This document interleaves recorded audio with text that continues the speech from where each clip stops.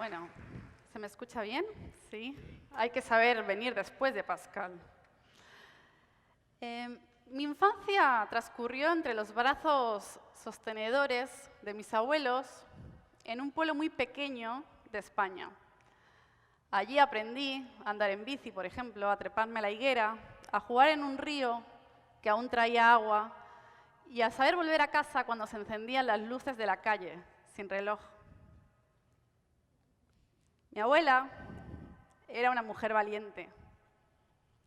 No lo digo porque tenga que hablar bien de la familia, que se supone que siempre tenemos que hablar bien de la familia, lo digo porque realmente ella fue una mujer valiente. Aquí y ahora me sigue costando mucho hablar de ella en pasado, sobre todo porque siento culpa, o al menos así es como lo mido, por no haberle podido dar el último abrazo, pero también tengo la esperanza de que en todos nuestros penúltimos abrazos ella pudiera sentir cuánto la quería y sobre todo que aprobara cada una de mis partidas. Mi abuela era costurera, cosía día y noche a destajo en una España azotada por una guerra de la cual también fue partícipe. Militó por la lucha ideológica que muchas veces ni siquiera comprendió, pero que le dio un amplio sentido de lo que era justo. Sentía que el tiempo le iba a dar la razón, la iba a terminar dignificando y, sobre todo, iba a terminar llenando de valor esos ideales que había defendido. Cada uno de esos ideales, ella nos los fue dando en pequeñas dosis. Eran como caramelos dulces, como esos caramelos lindos que te dan cuando vas a un cumpleaños. A través de su palabra y de su calma, nos fue ubicando en una vida, su vida, para que nosotras, sus nietas, la atesoráramos.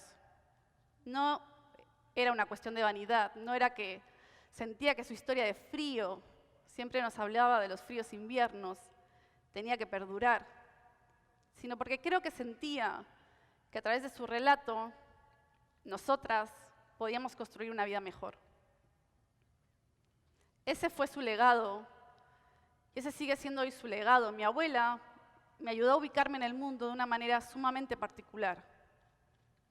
Aprendí a enfadarme con la historia, mucho, pero también a saber abrazar los cambios y a ser solidario con aquel que busca una vida mejor, a ayudar y a dejarme ayudar, a respetar cada una de las diferentes maneras de pensar. Ella me ayudó a ubicarme de una manera muy particular en el contexto, a saberlo leer, a dejar de mirar, de ver, para empezar a mirar detalladamente qué pasaba en el mundo y por qué pasaba, a poder ponerme en los pies del otro y a comprender que ser justos en un mundo global hoy en día significa tanto como que nuestras experiencias traspasan fronteras, como nuestra responsabilidad con los demás. Siempre pensé que no fue casual que yo, Ana, licenciada en Ciencias Políticas, especializada en Cooperación Internacional, terminara liderando Wikimedia Argentina. Bueno, eso es un poco mentira. Durante el primer mes me pregunté muchas veces qué habían visto en mí. La realidad es que yo había usado muchas veces las redes sociales, usaba algunas, otras no las usaba tanto. Nunca había incursionado en el mundo digital y mi percepción de lo que era tecnología era tan amplio como alabar y admirar a aquel hombre que durante los años 60 sacó a las mujeres españolas del suelo. Y estoy hablando del creador de la fregona.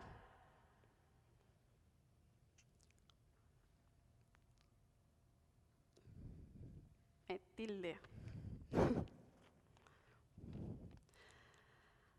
Desde hace 3 años, mi vida transcurre así, a través de código wiki. La realidad es que yo nunca había usado tantas veces los corchetes, ni siquiera en mi época de secundaria ni en mi época universitaria, y por primera vez la barra paralela en el teclado servía para algo, servía para visualizar un concepto. Mi vida transcurre desde hace 3 años entre enlaces azules y enlaces rojos, estos últimos, porque todavía no hay una historia que hemos contado. Durante muchos años de mi vida trabajé por los demás y por primera vez Wikipedia me estaba dando la oportunidad de trabajar con los demás. Cuando repaso mi trayectoria profesional, yo me fui de mi casa cuando tenía 21 años. Hace prácticamente 12 años que vivo en Latinoamérica. Este es mi 4.º país. Recuerdo los despachos de mis jefes, llenos de decenas y decenas de papeles que muchas veces representaban diferentes proyectos de diferentes organizaciones que nos teníamos que imaginar cada una de sus actividades para saber si lo que pretendían hacer iba a ser significativo para el desarrollo de una comunidad. A veces teníamos más recursos y los podíamos acompañar. El sistema no era perfecto y sigue sin serlo. Sobre todo porque para entrar en la carrera del desarrollo, los países del norte, los que se consideran países ricos, son los que vienen a determinar cuáles son las reglas de juego que deben jugar aquellos países considerados pobres de la periferia, que tienen que entrar a correr.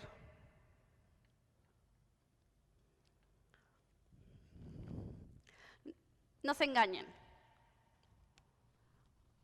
Generalmente, ningún desarrollo, sobre todo, y ninguna ayuda, sobre todo, aquella que viene de un país hacia otro, rara vez no es condicionada.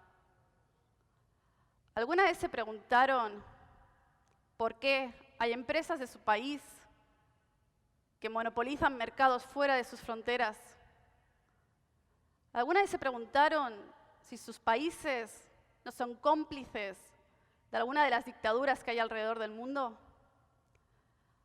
¿Alguna vez se preguntaron si realmente estos, no sé si los conocen, G7, desde sus hoteles de 5 estrellas, donde deciden quién come y quién no come, van a cambiar el mundo? Vi muchos proyectos fracasar, pero también vi muchos ser significativos para el desarrollo. Y los que eran exitosos tenían todos una característica en común: escuchar. Escuchar. Escuchar al otro, caminar con el otro, acompañarlo en el proceso, no dar lecciones. Aprender aquello de lo que nosotros carecemos. Hacerse militante de otros paradigmas, donde todos quepamos, donde yo llego cuando vos no llegás. Wikipedia es todo menos un proyecto banal. 31 millones de artículos en 288 idiomas, escritos por miles y miles de voluntarios, avalan el proyecto. ¿Qué proyecto puede ser más inclusivo que el que te enseña en tu propia lengua? ¿Qué proyecto puede ser más inclusivo que el que no distingue entre lenguas grandes y lenguas pequeñas? Pero más allá de todo eso, Wikipedia es palabra. Son hechos, son historias, que contamos de una manera muy particular para que el lector, ustedes, o la mayoría de ustedes, cuando lo lean, comprendan y sobre todo puedan estar y ser en un momento cualquiera, en cualquier parte del mundo. Wikipedia es la palabra no sesgada por una editorial. Es la democratización del conocimiento. Es una comunidad organizada de manera horizontal que decide qué y por qué hay ciertas cosas que entran o no en la enciclopedia. Es así como yo hace 3 años que vengo trabajando en código, porque así me enseñaron.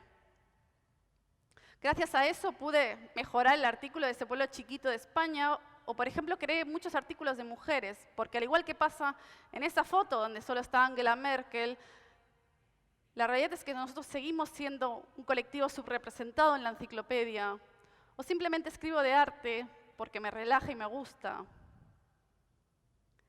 Y soy un nombre de usuario como lo son miles y miles de editores que el único que tenemos en común es nuestro objetivo, que es contextualizar el mundo.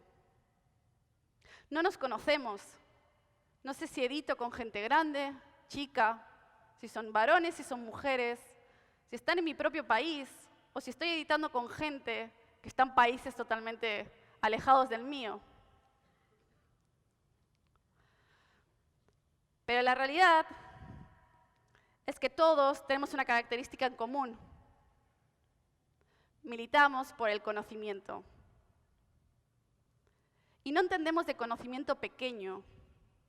Nosotros no le damos la espalda a esas historias que el mundo sí le da la espalda.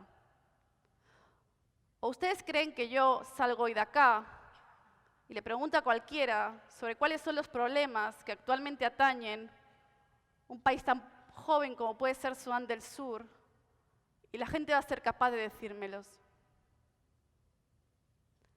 Esto no es un examen y no pretende serlo, pero es mi responsabilidad aquí y ahora que ustedes entiendan que si son los que van a cambiar el mundo o al menos mejorarlo, deben saber qué pasa, por qué pasa, y es su responsabilidad explicarnos qué está sucediendo.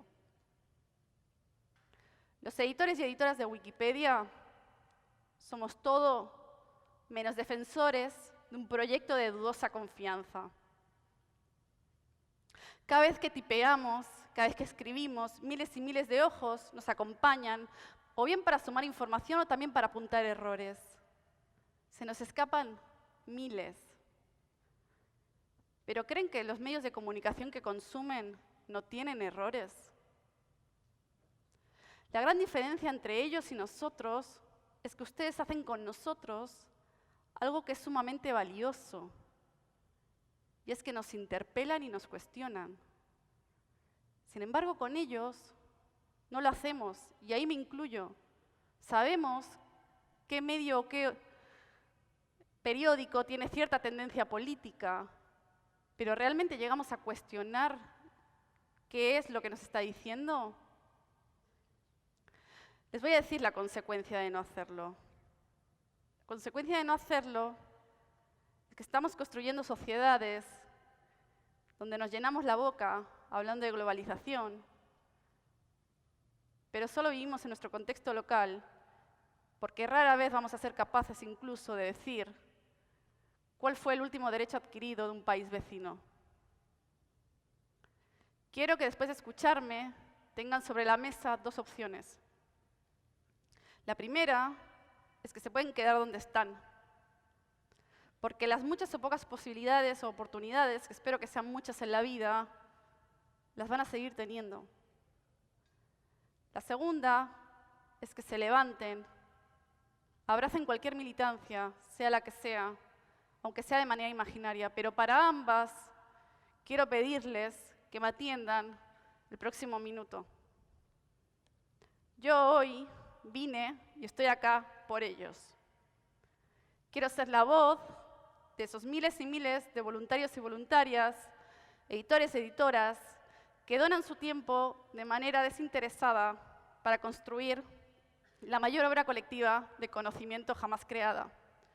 Quiero que por un momento imaginen las manos de esas docenas de personas, editores y editoras, que nos contaron en 2014 la pandemia del ébola, que nos iban actualizando el número de muertos incluso a las espaldas de gobiernos que no querían que se supiera. Quiero que vean los rostros de esos que nos hablan del conflicto de Siria. Quiero que vean los rostros de los editores y editoras que hoy en día nos hablan de las migraciones europeas y que sonrojan a esos países del norte, de la que se hace llamar la Europa de la solidaridad. Y quiero que vean los rostros de esos editores y editoras argentinos y argentinas que han puesto a Argentina en el mundo para que sea mucho más que mate y tango y muchísimo más que Buenos Aires.